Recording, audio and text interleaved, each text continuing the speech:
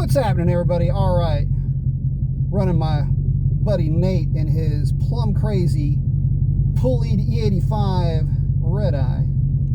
I don't stand much of a chance. I got him out of the hole. There he goes.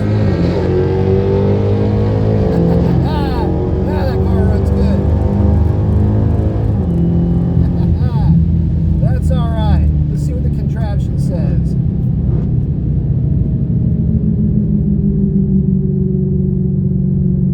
Let's see. Showing a 10.4. I don't know if it's exactly a 10.4. It is probably a low 10.5 if I were to guess. But that was an awesome pass. And if nothing else, I drilled him on the tree. All right. That's a wrap on this one.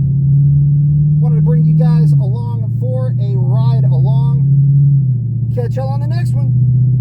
Oh, yeah, DA tonight is like 2,700 feet. Muggy.